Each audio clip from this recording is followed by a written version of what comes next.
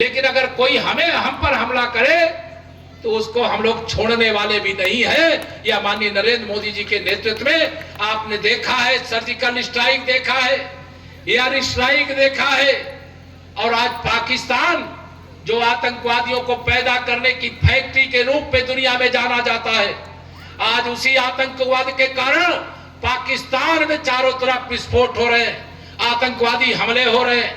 इसलिए अगर सही रास्ते पर चलोगे तो सही रास्ता मिलेगा, गलत रास्ते पे चलोगे तो गलत रास्ता मिलेगा।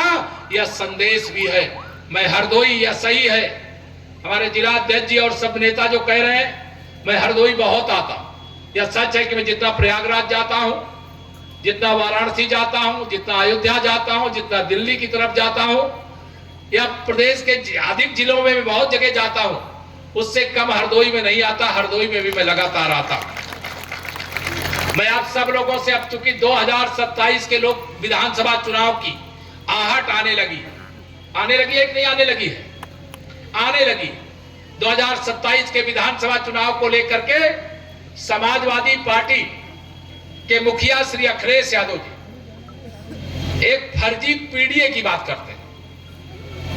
पीडीए का नाम सुना है आप लोगों ने? फर्जी पीडीए, यानी वो कहते हैं कि हम पिछड़ा, दलित और अल्पसंख्यक को एक करके चलेंगे।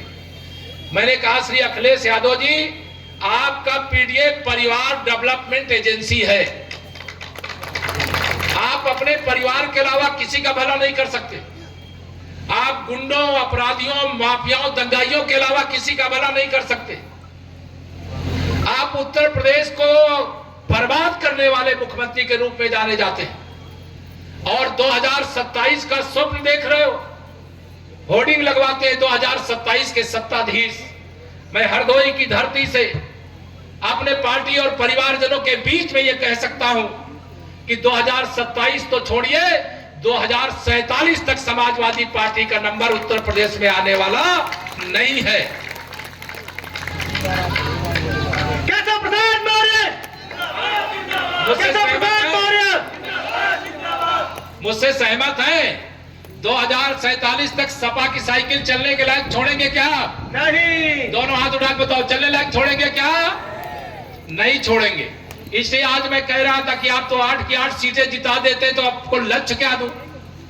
तो मैं अब की बार का लक्ष्य हरदोई को दे रहा हूं कि 2027 के विधानसभा चुनाव में सपा, बसपा, कांग्रेस चाहे अलग अलग लड़े, चाहे मिल करके लड़े, इनके प्रत्याशियों की जमानत जब्त करा देना, यही लक्ष्य देकर के आज आपको जा रहा हूं।